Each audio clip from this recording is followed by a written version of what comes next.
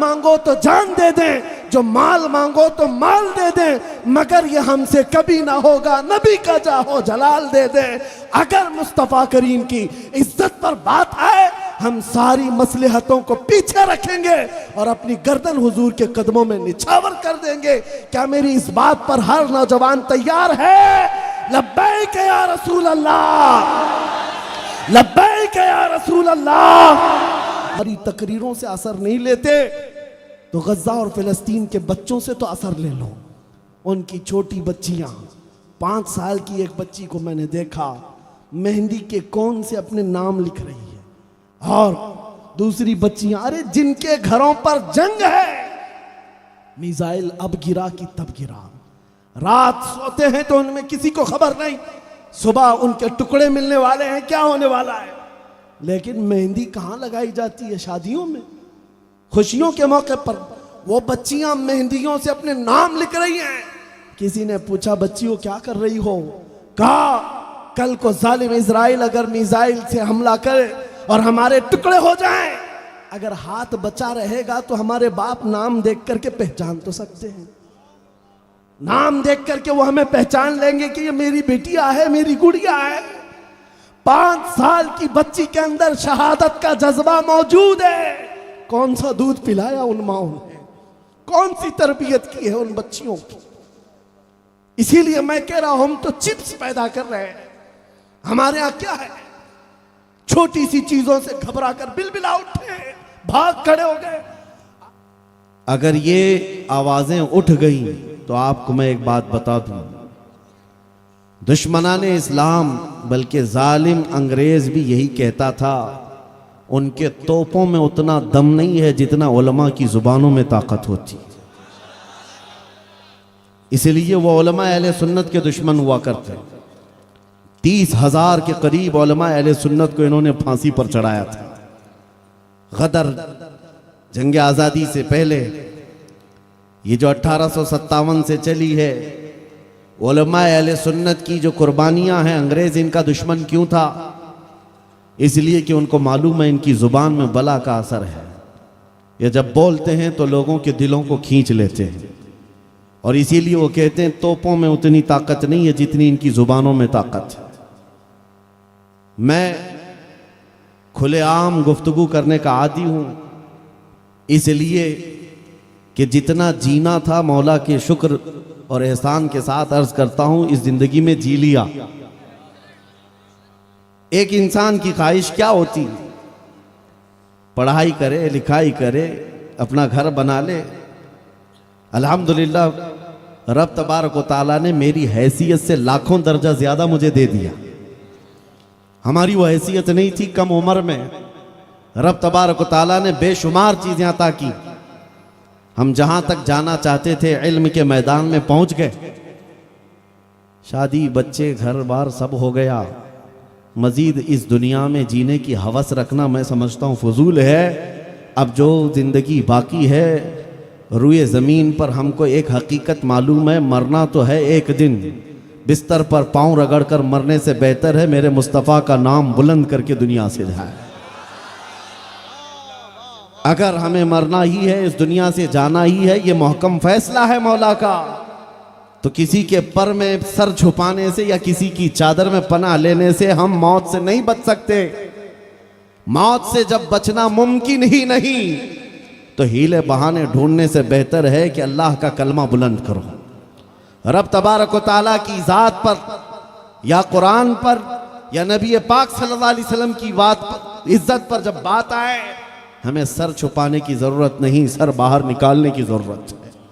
अजीज़ान गिरामी वक़ार, यह जलसा है सरकार सैयदना गौसे आज़म अब्दुल कादिर जिलानी रदी अल्लाह तआला अन्हु से मंसूब।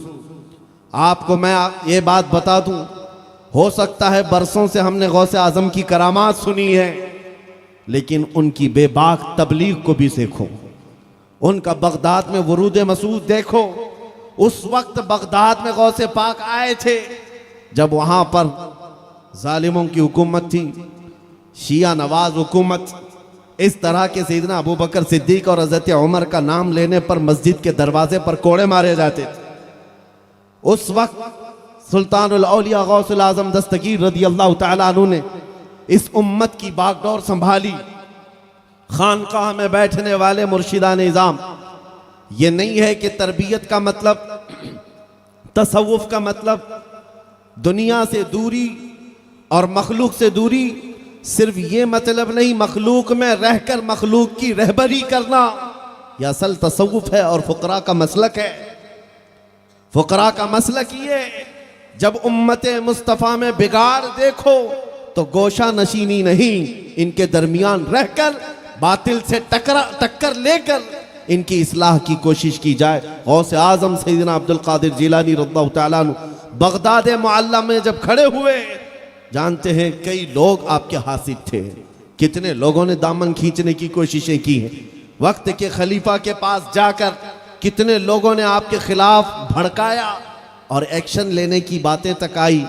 उस वक्त जो मौजूद खलीफा था उसने कई मर्तबा हीले बहाने से आपको अपने करीब करके या उनकी आवाज़ को दबाने की कोशिश की, लेकिन हर आए दिन खबर यह आती, जामा मस्जिद में जब गौसे पाक रज़ी अल्लाह तआला अन्हु खुतबा देते हैं 70,000 से कम का मजमा नहीं होता, और मजमा भी ऐसा कि जब वो बोलते हैं तो सिर्फ लोग सुनते नहीं हैं बल्कि रब ताला के हुजूर अपनी जानें भी कुर्बान कर जाते हैं, दुनिया व मा फीहा से बेखबर हो जाते हैं।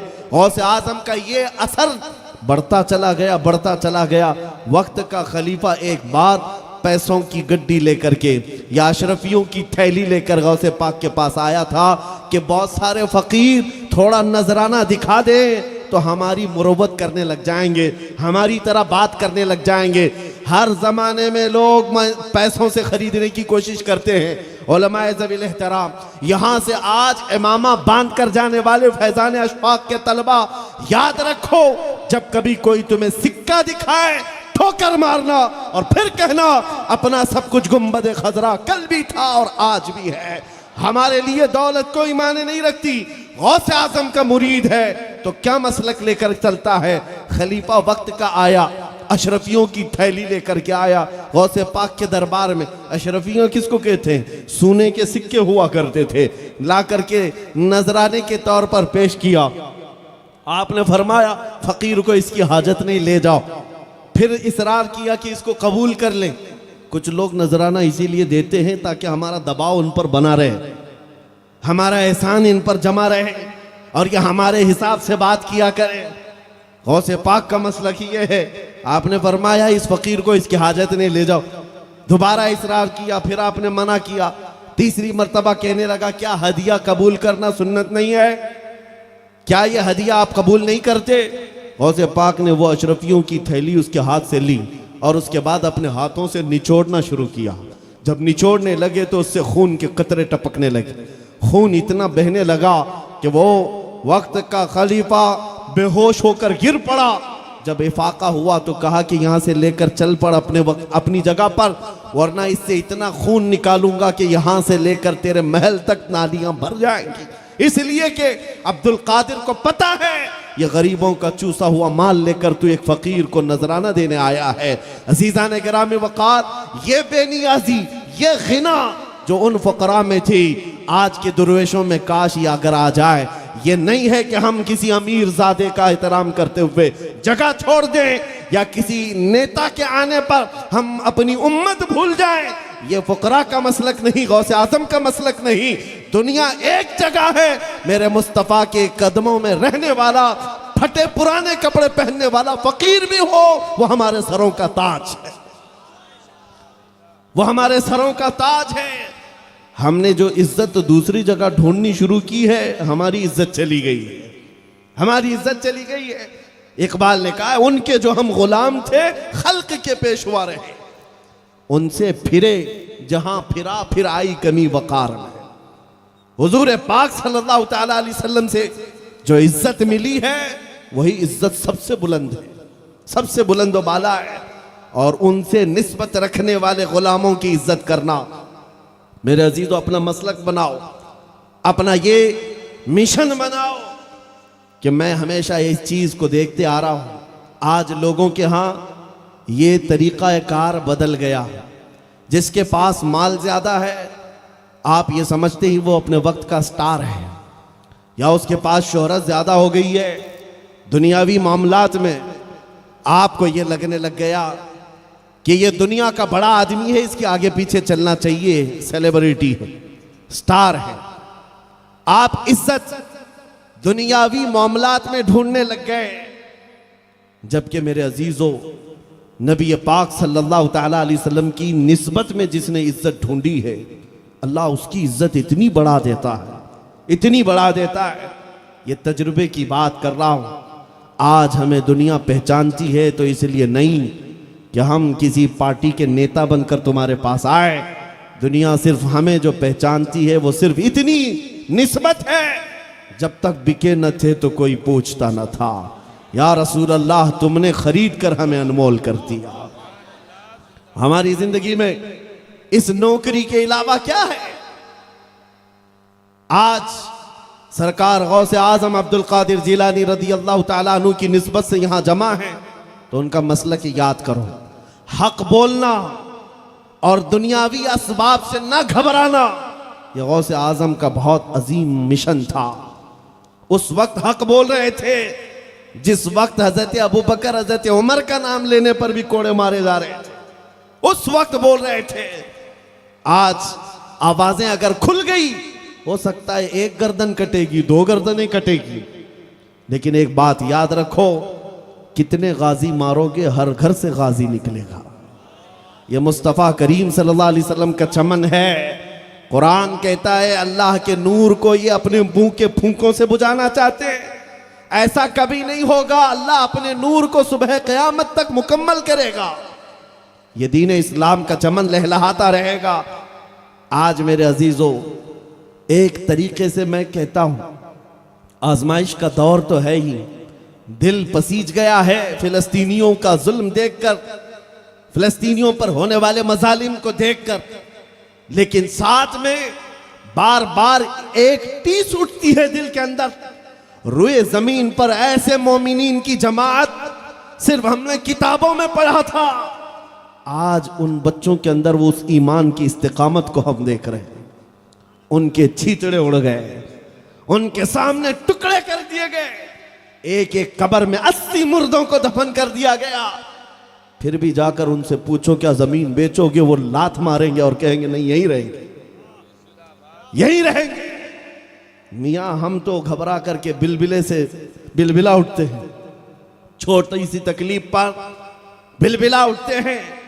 मुसीबतों पर जमे रहना अगर तुम्हें तकरीरों से ना समझ में आए तो गज्जा के बच्चों से तो सीख लो, फिलिस्तीन के मजलूम मुसलमानों से सीख लो। कुरान का वादा सच्चा है। एक न्यूज रिपोर्टर जाकर एक छोटी बच्ची से पूछ रहा है, 10 साल की बच्ची होगी, उससे पूछ रहा है तेरे घर में अब कौन कौन बाकी रह गया? वो कहती है माँ भी खत्म हो गई, बाप भी खत्म हो गया, मेरा छोटा भाई था वो भी खत्म हो गया, कोई नहीं है। कहा कहां रहेगी? मुस्कुराती हुई कहती है क्या कुरान में अल्लाह ने नहीं फरमाया अला इन्ना नस्रल्लाहि करीब? आगाह हो जाओ कि अल्लाह की मदद करीब है और मेरा यकीन है मेरा खुदा जिंदा है, उसकी मदद आएगी। ये कैसा तवक्कुल है, ये कैसा ईमान है। मैं अपने नौजवानों से कहता हूं तुम्हें पहुंची हुई तकलीफें कुछ नहीं है। हिंदुस्तान की इस सरजमीन पर लोग अभी से घबराने लग गए, डरने लग गए, क्या होगा?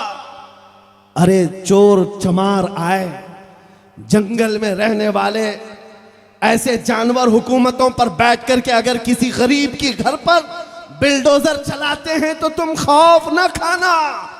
अरे तो ये कीड़ों से भी कम ताकत रखने वाले बाबा है, कीड़ों से भी कम ताकत रखने वाले बाबा है, जिनकी हैबत से तुम्हें घबराने की जरूरत नहीं, डरने की जरूरत नहीं। उनको ललकार करके कहो तुमने तो एक घर नष्ट किया है या किसी की दुकान पर बिल्डोजर चलाया है, ये तो दीवारें हैं बन जाएंगी। जिस दिन तुम्हारा मन करे सीने पर चलाओ, उस वक्त भी हम अपने नबी का नाम पुकारते रहे। ये क्या चाहते हैं? सिर्फ यही कि इस तरह यहां पर माहौल ना बनाया जाए, नबी नबी ना कहा जाए, हुजूर की शान में गालियां दी जाती रहें और हम खामोश रोटियां सेकते रहें। यही चाहते हैं आज। इसीलिए मेरे अजीजों कितने जलसे ऐसे जहां पर मुझे स्टेज पर चढ़ने से पहले ही ऑर्डर आता है कि ठीक है आपका जलसा हो रहा है, आपकी तकरीर हो रही है, लेकिन इस मैटर पर ना बोले, उस मैटर पर ना बोले। हमने कहा जलसा आप कैंसिल कर लो, आप परमिशन ना दो, ये सब गवारा है, लेकिन जुबान को बंद करना ये हम कभी गवारा नहीं करेंगे। जो बोलना है वो बोल कर रहेंगे। हाँ, गैर कानूनी बात नहीं करते, किसी के ऊपर जबरदस्ती तानाकशी नहीं करते। जब हमारे दीन पर कभी कोई उंगली उठाई जाती है तो एक बात याद रखो, चंद महीने गुजरे होंगे, डिपार्टमेंट के लोग घेरे हुए बैठे, कहा कि मौलाना आप ही क्यों चिल्लाते हैं, आप ही क्यों चिल्लाते हैं, इतना लोगों को प्रोवोक करते हैं आप। मैंने कहा यह उस वक्त की बात है जब एक जालिम कुत्ता माँ आयशा सिद्दीका पर भी भौंक रहा था। मैंने वो डिपार्टमेंट में मौजूद बड़े ऑफिसर साहब से कहा, अगर मैं ये एक बात आपसे पूछूं कि आपकी माँ बदकार थी तो आपको कैसा लगेगा। अभी मैं मिसाल दे रहा था, वो कुर्सी से खड़े हो गए। कहा मैं तो आपसे बात कर रहा हूं, आप तो मेरी माँ पे चले गए।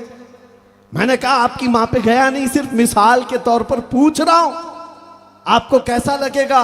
अरे एग्जाम्पल देने के लिए भी आप अपनी माँ को गवारा नहीं करते। कान खोल कर सुन लो, हम मुसलमान हैं, करोड़ों माओं से ज्यादा अपने नबी से मोहब्बत करते हैं।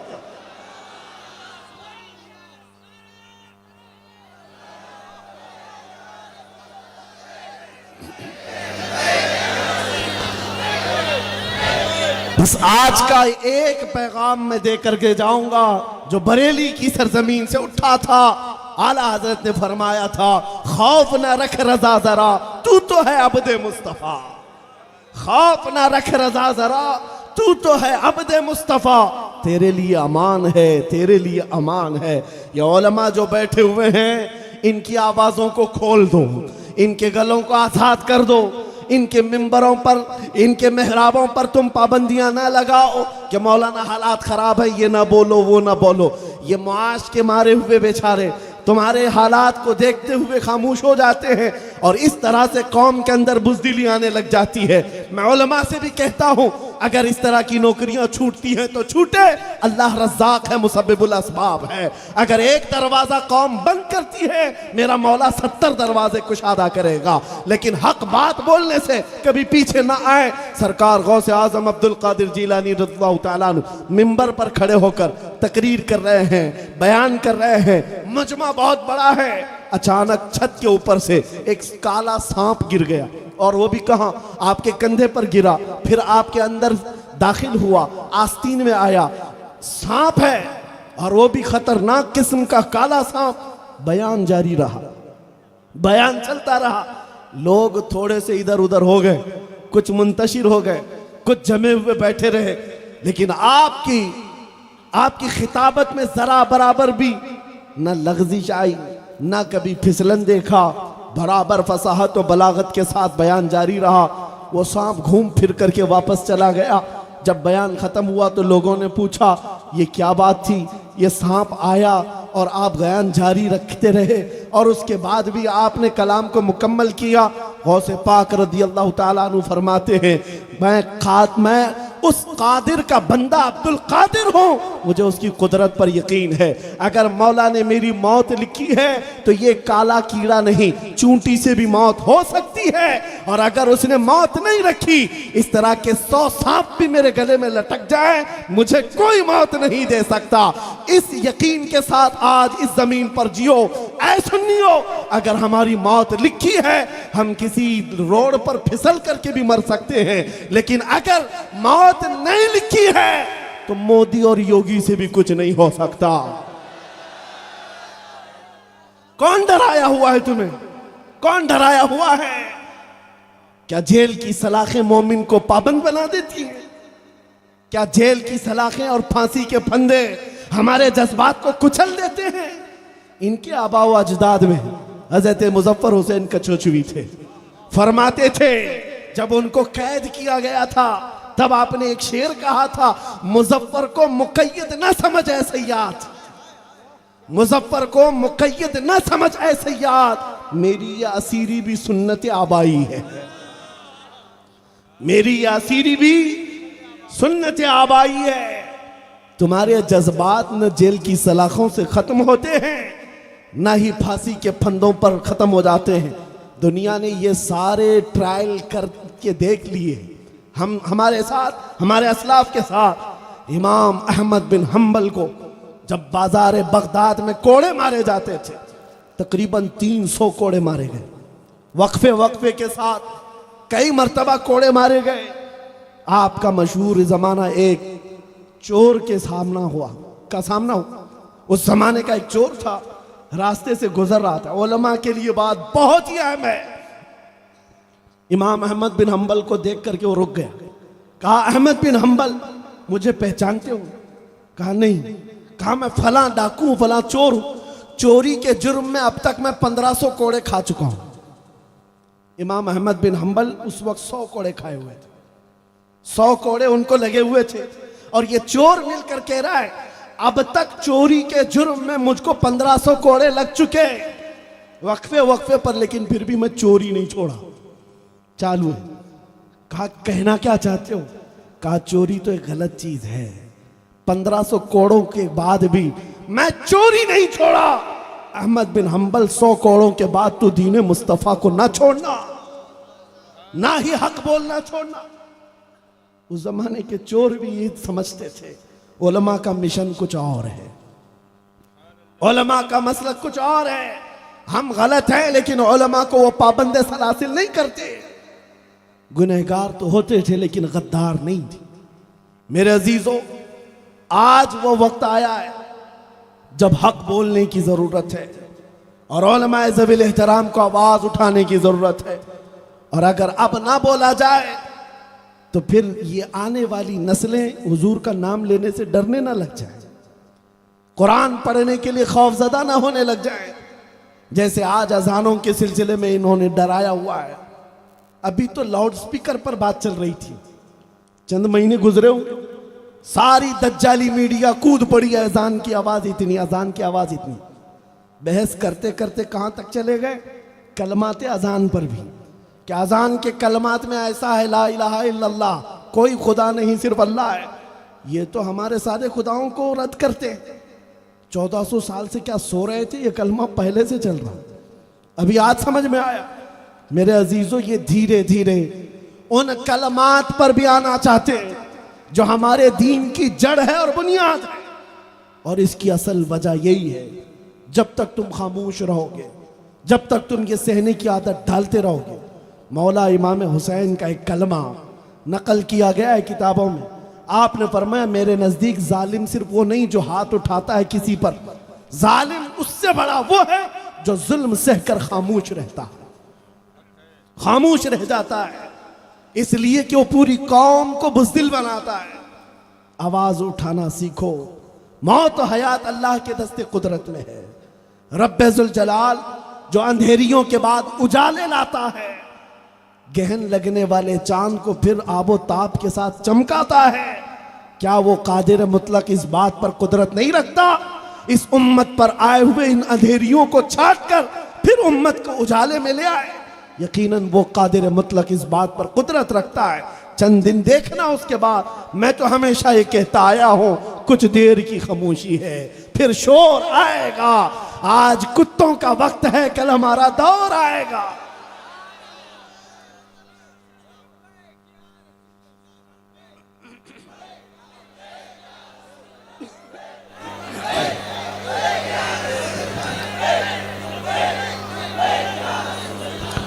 मेरे अजीजों, मायूसी के साथ गुजारने वाली जिंदगी बड़ी कर्ब वाली होती है, दर्द वाली होती है। नाउम्मीदी के साथ जो दिन गुजरते हैं बहुत ही तकलीफ दे होते हैं, लेकिन उम्मीदों के साथ और यकीन के साथ जीने वाली जिंदगी हर दिन एक जवानी पैदा करती है, हर दिन एक आब ताब के साथ जोश पैदा करती है। इसीलिए नाउम्मीदी की जिंदगी ना गुजारो, वरना फिर तुम्हारे यहाँ हालात ऐसी हो जाएंगे। इसीलिए मैं अभी कह रहा था, वो तो हकीकत में बच्चे पैदा करते हैं फिलिस्तीन वाले। वहाँ बच्चा पैदा होता है तो बाप को और माँ को मुबारकबादी नहीं देते, बल्कि कहते फिलिस्तीन तुझे मुबारक हो, बैतुल मुक़द्दस तुझे मुबारक हो। बच्चा पैदा हो तो मस्जिद अक्सा को मुबारक, फिलिस्तीन को मुबारक। यहाँ तो आलू के चिप्स पैदा किए जा रहे हैं। यहाँ हालात ऐसी हैं, चिप्स वाली कैफियत ना रखो। आपको अपनी हैसियत मालूम है या नहीं है तो मैं बताऊं। आपको ऐसा लगता है कि हम सब टूटे बिखरे हुए लोग हैं, सियासत नहीं, क़ियादत नहीं, कुछ नहीं हमारे पास, इसीलिए दुनिया हमें डराती है। ऐसा नहीं है। तुम्हारे पास जो दौलत इश्क़ मुस्तफ़ा है वो इतनी बड़ी दौलत है जिससे डर करके ये मीडिया के दज्जाल 24 घंटे तुम पर भोंकते रहते हैं। क्यों टारगेट पर रखा है तुमको? क्यों हमको निशानों पर रखा है? अरे यहाँ और भी कौमें हैं, और भी बहुत सारी आबादियां हैं, लेकिन हर मजलिस में तुम ही मुद्दा क्यों बने रहते हो? कई दुकानें तो ऐसी हैं हमारा नाम लिए बगैर चलती नहीं है। आपको पता होगा, जो भी न्यूज़ खोलो वो हमारे नाम से शुरू होता है। बहुत सारे इलेक्शन तो हमारे नाम पे जीते जाते हैं। हर जगह तुम मुद्दा क्यों हो? कुछ बात तो है, मिटती नहीं हस्ती हमारी। इकबाल ने सच कहा है, कुछ बात तो है कि मिटती नहीं हस्ती हमारी। सदियों रहा है दुश्मन दौरे जमा हमारा, यूनानो मिस्र रोमा सब मिट गए जहां से, बाकी मगर है अब तक नामो निशा हमारा। अजीज़ा ने गिरामी वक़ार सुल्तानुल औलिया गौसुल आज़म दस्तगीर रज़ियल्लाहु ताला अन्हु की बारगाह में खिराज अक़ीदत पेश करते हुए ये बात अर्ज़ करता हूँ। उनका मसलक था, उनका मजहब था हक बोलना और खौफ ना खाना।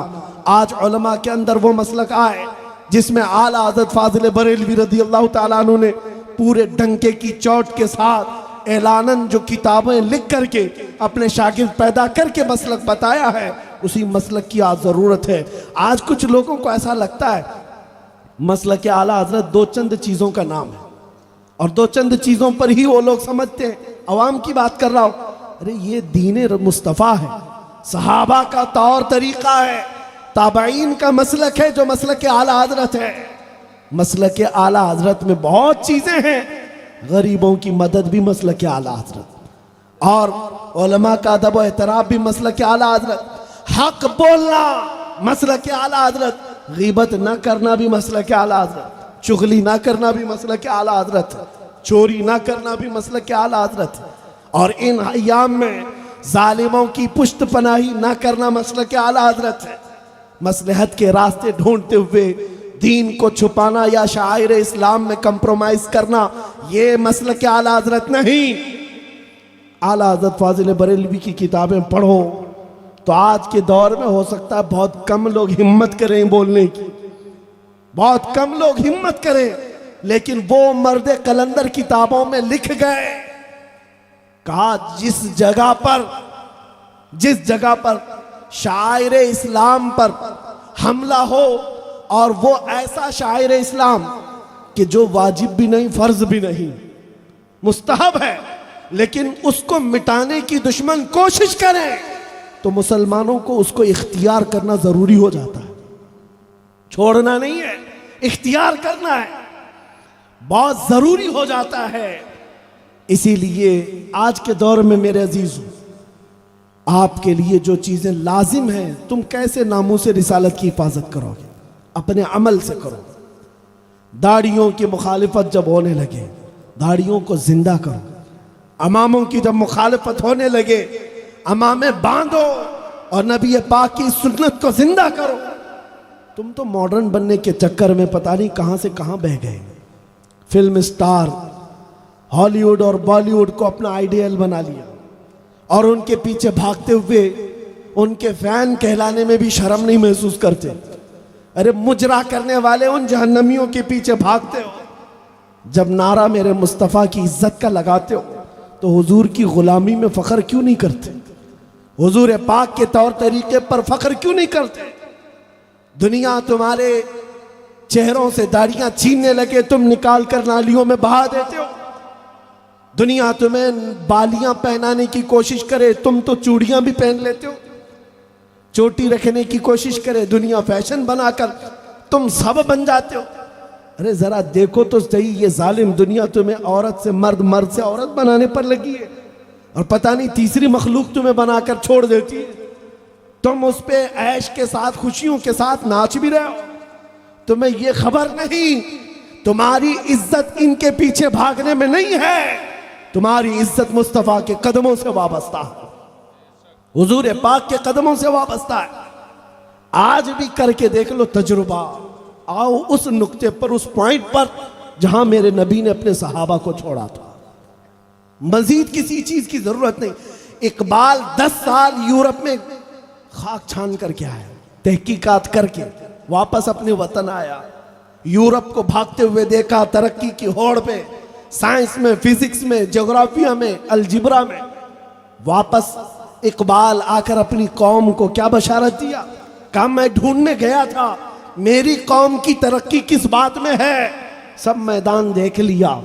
लोगों ने पूछा फिर आपकी कौम किस मैदान में तरक्की कर सकती है? इकबाल ने कहा मेरी कौम की तरक्की सिर्फ एक बात में है कि मोहम्मद से वफा तूने तो हम तेरे हैं, ये जहां चीज है क्या लौह कलम तेरे हैं। हमारी तरक्की सिर्फ उस कदम से वाबस्ता है। दुनिया को लगे कुछ भी, हम ये बात बोलते रहेंगे। मेरे अजीजों, आज आप क्या समझते हैं हमारी जुबानों को आजादी दे दी जाएगी? इतना आसान काम नहीं है। उलमाए ज़वील एहतराम, आज जिनके सरों पर यहां से अमामा बांधा गया है, 2 बातें याद रख लें। मिशकात शरीफ की वह हदीस भी, दुनिया हासिल करने वाले को दीन पढ़ाना ऐसा ही है जैसे खिंजीर के गले में मोतियों का हार डालना। ऐसे दुनियादार को दीन का इल्म दिया ही ना जाए जो अपने दीन को इस्तेमाल करने लग जाए दुनिया हासिल करने के लिए। पहली नसीहत तो इन उलमा के लिए यही है। और इमाम गजाली फरमाते हैं, वो आलिम दीन जो किसी सेठ के यहां जाता है, मालदार के यहां जाता है, इस नीयत से कि मैं कुछ दीन उसके पास दूंगा तो वो मुझे कुछ पैसे देगा। इमाम गजाली फरमाते हैं, वो आलिम उस मक्खी से ज्यादा गलीज है जो पखाने पे बैठती है। तुम्हारा यह मसलक नहीं है, तुम्हें अल्लाह के रसूल की नियाबत दी गई है, क्या ये कम है नाइबे रसूल हो जाना? नियाबत का ताज। एक बात ये याद रखेंगे। और दूसरी बात, मुस्तफ़ा करीम सल्लल्लाहु ताला अलैहि वसल्लम की यह हदीस भी कि उलमा को जो अमानत दी गई है हक बोलने की, अगर ये अपना इल्म, अपनी अमानत छुपाते रहेंगे, कल क़यामत के दिन आग की कैंचियों से इनके जबड़े खींचे जाएंगे। आग की कैंचियों से इनके जबड़े, इनकी जुबानें खींची जाएंगी। उलजिमा लिजाम मिनन नार। इसलिए उलमा को ये बातें याद रखना चाहिए। अगर कोई ट्रस्टी नाराज होता है, ये छोटी नाराजगी है। कोई सदर नाराज होता है, छोटी नाराजगी है। लेकिन मेरा मौला नाराज हो गया, कल क़यामत के दिन क्या जवाब दोगे? इसलिए इस मिशन को लेकर चलना जरूरी है। हालात की बात बार बार जो की जाती है, हालात ऐसे नहीं है, हालात वैसे नहीं। एक बात मुझे बताओ, बदर के मैदान से लेकर आज तक हमारे लिए हालात अच्छे कब रहे? कब अच्छे थे हालात हमारे लिए? जरा बता दो तारीख निकाल कर। हर जमाने में चैलेंजेस रहे और बातिल का हक के साथ ये मारका आरा होना हमेशा लगा रहा। सतीजा कार रहा है अजल से ताइमरोज, शरारे बुलहबी से चिराग मुस्तफवी। अरे 313 निहत्ते निकल मैदान बद्र में आए। उन्होंने ये नहीं पूछा कि हालात खराब हैं कि अच्छे हैं। उहद में चले गए मेरे नबी के साथ, ये नहीं पूछा हालात अच्छे हैं कि खराब हैं। सबसे बड़ी माइनॉरिटी मैदान में अगर देखना है वो करबला का मैदान है। एक तरफ सिर्फ 82 लोग हैं 72 खानदान के, और इतनी छोटी तादाद में आ गए। उनमें से एक शहजादे ने भी नहीं पूछा हालात अच्छे हैं कि खराब हैं, तादाद सामने वालों की कितनी है। इसीलिए ये मिशन लेकर चलो। इस्लाम तादाद के भरोसे पर नहीं, अपनी हक्कानियत के भरोसे पर जिंदा रहता है। अगर तुम हक के साथ हो, तन्हा भी हो खड़े हो जाओ, तुम्हारी आवाज को पहुंचाना ये मौला की शान है। आज आपको मैं बताऊं, नामूसे रिसालत पर हर एक मोमिन की जिम्मेदारी, हर एक मोमिन की जिम्मेदारी। अगर हुजूर की शान में कहीं गाली गलोच हो तो क्या आपको अच्छा लगता है? किसी भी मोमिन को अच्छा नहीं लगता। कलेजा मुंह को आता है, दिल तड़पता है, हर मोमिन दर्द के मारे कराहता है। यह हमें पता है, क्योंकि जिसके अंदर राई के दाने के बराबर भी ईमान होगा, अरे वो अपने माँ बाप की गालियां तो सुन सकता है, अपने नबी की नहीं। उसका मसलक है, उसका ईमान है। लेकिन एक बात मैं आपको बता रहा हूं, लोग ये समझते हैं काम करने के लिए बहुत बड़े मैदान की जरूरत है। उलमा अब यहां से निकल कर जा रहे हैं, ये सोचते हैं बहुत बड़े मदरसे का मुझे प्रिंसिपल बनाया जाए, या शहर की सबसे बड़ी जामा मस्जिद का मुझे खतीब बनाया जाए, ताकि मैं दीन का काम कर सकूं और फैला सकूं। यह असबाब ठीक है, खालिक के असबाब ने बनाए, लेकिन इतने जरूरी नहीं होते। आपको 2 साल पहले जिस पाखंडी कुत्ते के भौंकने की आवाजें आ रही थी दिल्ली की सरजमीन से, जो हुजूर की शान में बकवास करता रहा, ये सबको पता है। उस वक्त कौन ऐसा मुसलमान है जो खामोश रहा होगा? हर एक का दिल दर्द कर रहा था, लेकिन सबके दर्दों की आवाज बनकर अगर ये फकीर कादरी, एक छोटी सी मस्जिद थी, 50 लोग बैठे होंगे, उनके दरमियान अपने जज्बात निकाल कर रख दिया और उसको खुला चैलेंज दिया था, सिर्फ इसलिए कि हम मरने के लिए तैयार हैं, अब डिबेट नहीं करेंगे, मुनाजरा नहीं करेंगे, मैदान में उतर करके आमने सामने मुकाबला करेंगे। ये हमारे जज्बात नहीं। मैं समझता हूं एक सलमान नहीं, हर मुसलमान का यही जज्बा था, हर आलिम का यही जज्बा, हर खानका का यही जज्बा था। आवाज हमारी उठी, लेकिन आपको मैं बताऊं 50 लोगों के दरमियान आवाज उठाई गई थी। छोटी मस्जिद जरूर थी, महीना नहीं गुजरा था, अमेरिका से मुझे मैसेज आ रहे हैं, न्यूजीलैंड से आ रहे हैं, अफ्रीका से आ रहे हैं, सहराए अफ्रीका से, मिस्र से, ट्यूनिस से, अरब से, पाकिस्तान से, हिंदुस्तान के कोने कोने से लोगों तक ये आवाज पहुंची। हर आलिम सराहता है, हर जमात खड़ी है। जितने लोगों के मैसेजेस आए हैं, ये पढ़ते पढ़ते सालों लग जाएंगे, जो मेरे पास मौजूद है। लोगों ने अपने लेटर हेड लिखे, अपने खिताबात अरसाल किए, अपने मकतूबात भेजे, और हर एक ने यह कहा जब नबी की बात आई है, सारे इख्तिलाफात पीछे, हम आपके साथ शाना बशाना खड़े हैं। यह बात इसलिए अर्ज कर रहा हूं, मेरे मुस्तफा की इज्जत की बात करने के लिए, दीन का काम करने के लिए बड़ी बड़ी कॉन्फ्रेंसों की जरूरत नहीं। अगर ईमान के साथ तन्हा भी पुकारो, मौला चप्पे चप्पे में तुम्हारी आवाज पहुंचा दे।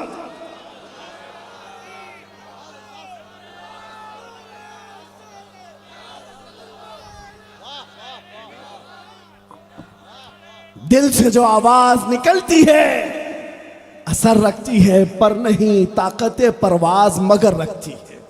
इसलिए बोलना हो बेखौफ व खतर, बेबाक होकर मेरे मुस्तफ़ा को हाजिर व नाजिर जानकर, और अल्लाह को कादिर मुतलक समझकर बोलो। मेरे अजीजों, तुम्हारा ही ईमान है, उलमा से मैं खिताब कर रहा हूं, तुम्हारा ये ईमान है। उस बेआबो गियाह मैदान में काबे की तामीर करके इब्राहिम अलैहिस्सलाम को हुक्म दिया गया था, वाज़िन फिन्नासि बिल हज, ऐ इब्राहिम लोगों को हज के लिए बुलाओ। जबकि तारीख में ये भी है, मक्का आबाद करने वाले पहले इंसान इब्राहिम अलैहिस्सलाम। कोई आबादी नहीं, कोई खानदान नहीं, लेकिन मौला का हुक्म है पुकारो, लोगों को पुकारो। उलमा जानते हैं बगैर किसी आबादी के तन्हा इब्राहिम अलैहिस्सलाम ने आवाज दी। रिवायात बताती हैं मौला ने इब्राहिम अलैहिस्सलाम की आवाज को पूरी कायनात में ही नहीं, पैदा होने वाले बच्चों की रूहों को तक सुनाया। वो कादिर मुतलक है, जो आवाज को पहुंचाने पर कुदरत रखता है। और लोग ये समझते हैं बातें बनाने वालों का तो कोई जवाब नहीं। सोशल मीडिया का दौर है, यूट्यूब का जमाना है, फेसबुक इंस्टाग्राम का जमाना है, इसलिए मौलाना मशहूर हो गए। यूट्यूब में सैकड़ों और भी हैं, हजारों की तादाद में रोज व्लॉग बनाने वाले भी मौजूद हैं, बहुत है। अरे भरा पड़ा हुआ है। ये कमाल न इंटरनेट का है, न यूट्यूब का है, न इंस्टा का है, न फेसबुक का है। हमारा ईमान सिर्फ इतना है, मेरे नबी की इज्जत पर बोलो, वो 70 दरवाजों के अंदर भी बंद रहे, मौला उसकी मोहब्बत पूरे मखलूक के दिल में डालता। रब तबारक व तआला उसकी मोहब्बत मखलूक के दिल में डालता है। आप हुजूर के लिए बोलना सीखो। उनके हम गुलाम हैं तो गुलामी पूरी तरह करें, जिसके नौकर हैं पूरी नौकरी करें। गौसे पाक रदी अल्लाह तआला अन्हु का ये जलसा है। उन्होंने बगदाद मुअल्ला में जो कमालात किए, मेरे अजीज़ों, जब उनका वक्त आया तो जानते हैं वक्त का खलीफा मर गया, दूसरा जो आया वो तो गौस पाक का मुरीद था, और वो इतना करीब था कि गौस पाक ने जो सियासी मामलात को सुधार दी, ऐसे सुधारे कि उस खलीफा वक्त के साथ आपने जितने इलाकों के गवर्नर थे सब गवर्नरों को ऐसा पाबंद बनाया। सुन्नी सहीहुल अकीदा जो तहज्जुद गुजार था उसको गवर्नर बनाया। यहाँ ये बात मैं अर्ज करना चाहता हूँ, उलमा और मशाइख को ऐसा लगता है कि सियासत की इस्लाह के बारे में बात ही नहीं करना चाहिए, मौलाना को सियासत पे बोलना ही नहीं चाहिए। क्यों? तुम खरीद करके रखे हो। हम अगर कुर्सी पर बैठना नहीं चाहते तो यह हमारा अपना शिवा है, यह हमारा अपना मिजाज है, लेकिन हम किसी जालिम को हमारी कौम की गर्दनों पर कुर्सी रखने भी नहीं देना चाहते। जब कभी कोई जालिम पैर पसारे उसके खिलाफ बोलना भी उलमा अहले सुन्नत का काम है, उलमा का ये काम है। उलमा हक की आवाज को बुलंद करें और कौम के अंदर शऊर बेदार करें, इनके अंदर सियासी शऊर बेदार करें। मेरे अजीजों, तुमको दुनिया जो आज ताना देती है कि ये 500 में बिक जाते हैं, 1000 में बिक जाते हैं, अल्लाह का वास्ता देता हूं, नबी का वास्ता देता हूं, इस तौर तरीके से और इस धब्बे से अपने आप को आजाद करो। 500 1000 की क्या औकात, दुनिया करोड़ भी तुम्हारे सामने डाले, तुम्हें उसकी तरफ सूंघना भी नहीं चाहिए, देखना भी नहीं चाहिए। एक साहब ने मुझसे ये कहा था, गैर मुस्लिम है, और उन्होंने ये हमारी तकरीरें बहुत सुनी। एक बार मुझसे कहा था, मौलाना आप कहते हैं दोपहर में लाल झंडा, शाम में नीला झंडा, रात को हरा झंडा, ये पार्टियां बदलने वाली कौम। तो उन्होंने कहा, मौलाना आपकी कौम ही ये ज्यादा करती है, आपके लोग ही ये करते हैं, दोपहर में उस पार्टी के साथ जाते हैं, शाम में इसके साथ, रात में उसके साथ। वो मुझे टॉन्ट मार रहे थे। मैंने कहा करते होंगे, आपसे भी 500 लेते हैं, उनसे भी 500, उनसे भी 500, सबसे लेके आ जाते हैं, वो करते होंगे, मुझे पता है। कहा फिर आप बयानों में क्यों बोलते हैं? कहा बात ये है, ये करते होंगे, झंडे बदलते होंगे, पट्टे बदलते होंगे, इसलिए कि कंपेयर करने के लिए इनके पास जितने हैं सब एक ही चट्टे बट्टे हैं, एक थाल के। कंपेयर करने के लिए इनके पास कोई है नहीं, वो भी इतना ही, ये भी उतना ही, वो भी उतना ही, इसलिए जाते हैं सबके साथ। लेकिन कसम खुदा की, मैंने जो उस बंदे को कहा था आज आपके सामने दोहरा रहा हूं, और अहले बासनी का भी यही जज्बा हो। मैंने उनसे कहा, तुमने मुझे ताना मारा है, पार्टियां बदलते हैं, झंडे बदलते हैं, इनके सामने जो शख्सियात हैं वो सब एक ही तरह के हैं। आओ, तुम्हारे पास 500 नहीं 10 करोड़ हो तो लेकर के आना, मैं अपने मोहल्ले का या किसी भी मुसलमान बस्ती का एक नौजवान तुम्हारे सामने लाऊंगा, कोई आलिम दीन नहीं, कोई परहेजगार मुत्तकी नहीं, नॉर्मल किस्म का एक नौजवान तुम्हारे सामने बिठाऊंगा। 10 करोड़ की दौलत लेकर बैठना, और उसके बाद उसको ये नहीं पूछना 10 करोड़ लोग हैं कि कांग्रेस के पास जाओगे, 10 करोड़ लोग हैं कि बीजेपी के पास जाओगे, बल्कि रखे रहो 10 करोड़ एक तरफ गुंबद खजरा की तस्वीर रखना। और कसम खुदा की मैं कहता हूं, हमारा आम नौजवान भी तुम्हारे 10 करोड़ को ठोकर मारेगा और कहेगा, मेरे नबी से मेरा रिश्ता कल भी था और आज भी है, अपना सब कुछ गुंबद खजरा कल भी था। और बतला दो गुस्ताखे नबी को, गैरत सुन्नी जिंदा है, उन पे मर मिटने का जज्बा कल भी था और आज भी है।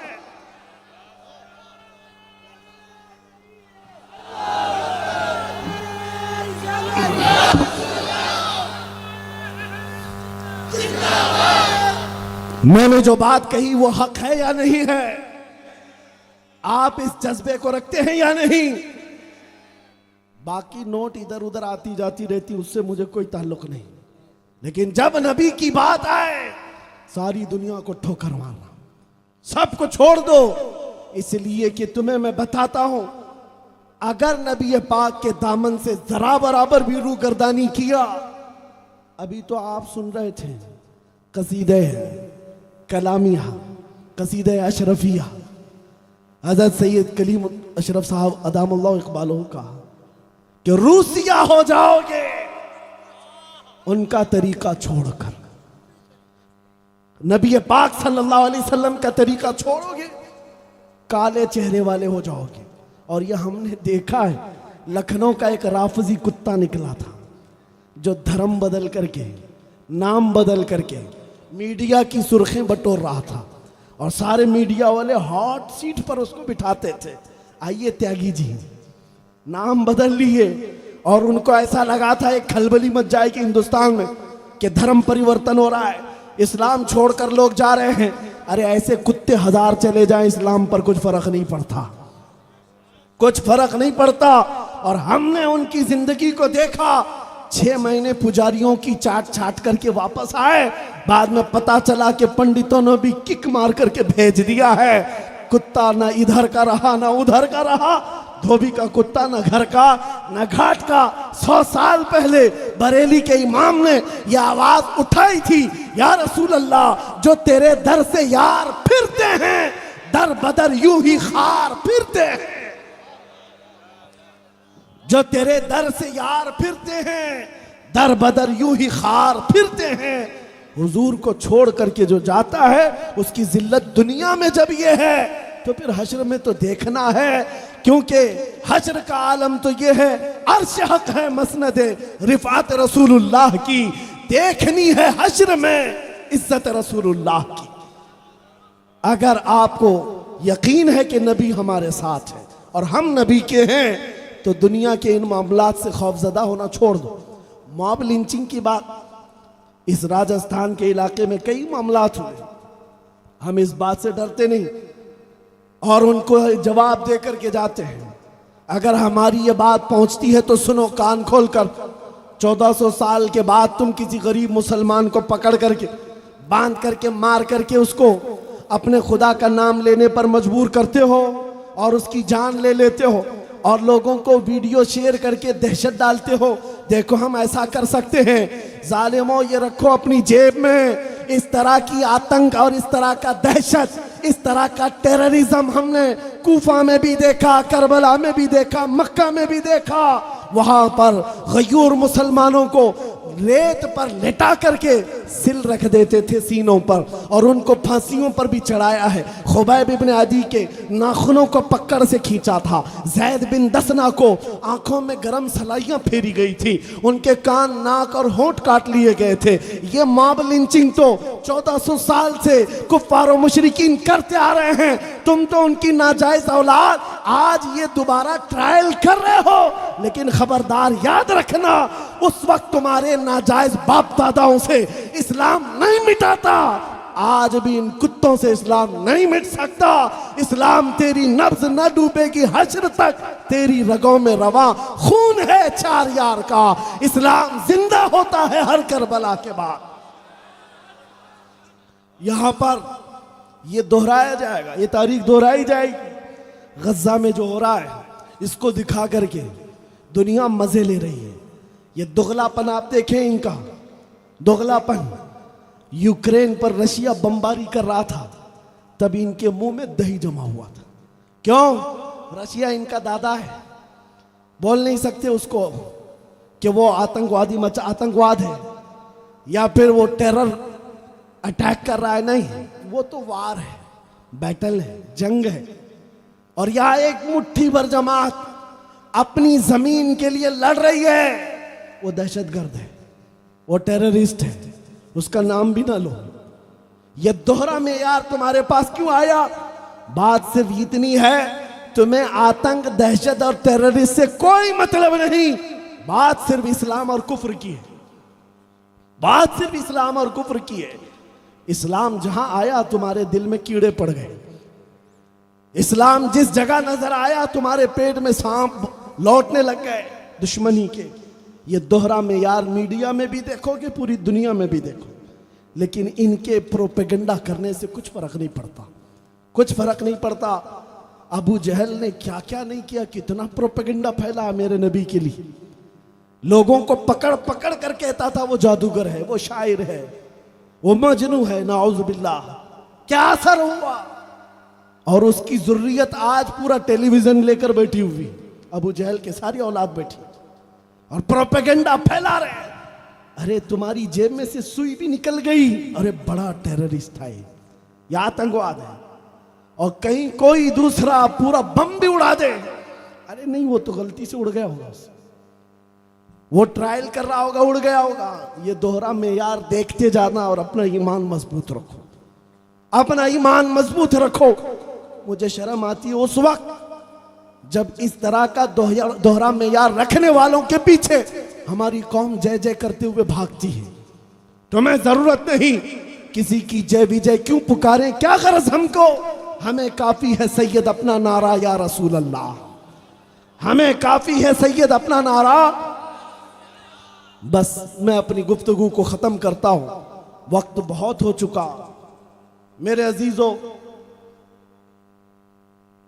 यहां पर बासनी के लिए जो मैं जब से आया हूं, ये नहीं है कि मैं आपके लिए नया होगा, लेकिन मेरे लिए बासनी नया नहीं, बचपन से सुना हूं। और ख़ास तौर पर हिंदुस्तान ही में नहीं, पूरी दुनिया में तुम्हारा जो नाम है वो इसीलिए नहीं है कि ये नागौरी बासनी वाले दूध और चाय बेचते हैं, दूध और चाय वाले नागौरी अपनी जगह पर, लेकिन तुम्हारी शोहरत इस बात पर है कि ये शरीयत की पाबंदी करते हैं और इनके यहाँ गलबा आशिकाने मुस्तफ़ा का है।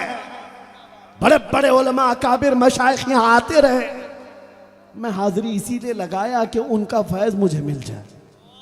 आप डबल जिम्मेदारी के हैं, अब आपके ऊपर दोहरी जिम्मेदारी आती है।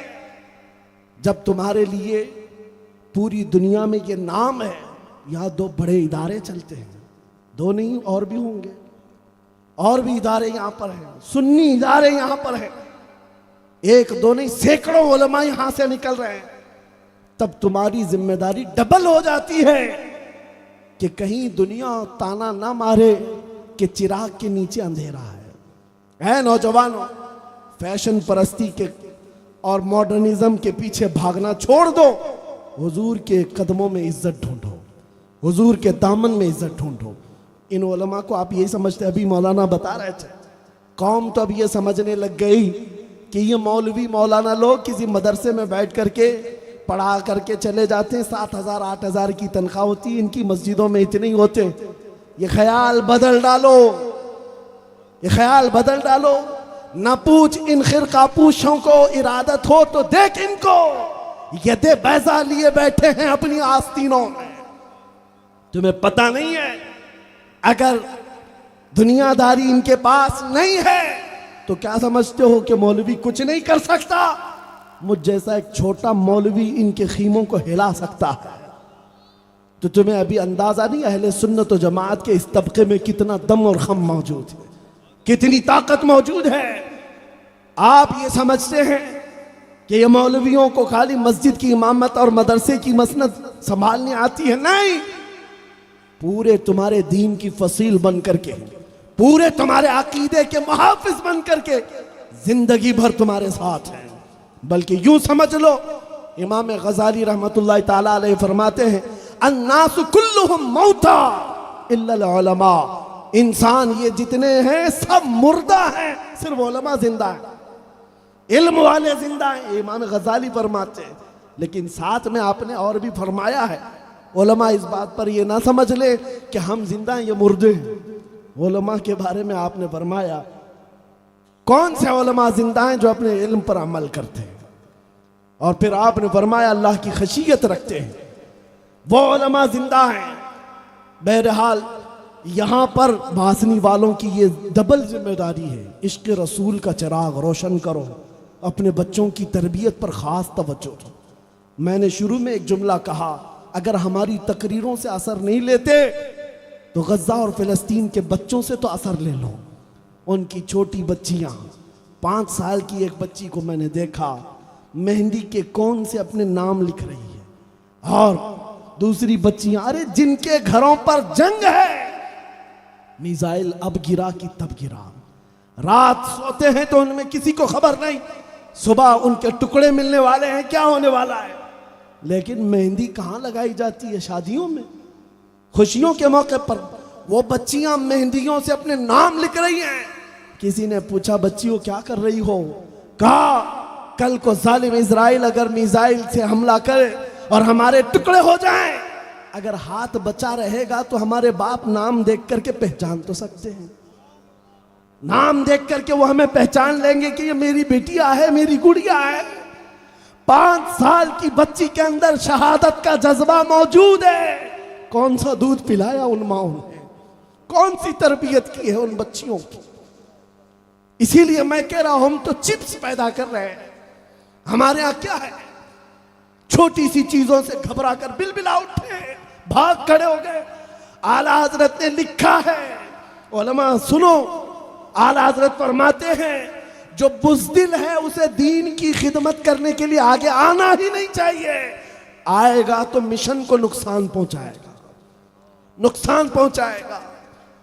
हुजूर पाक की शुजाअत, मौला अली की शुजाअत, ये सिर्फ तकरीरों में बोलने के लिए नहीं, अपने जलसों में बयान करने के लिए नहीं, मैदान में खड़े रहो।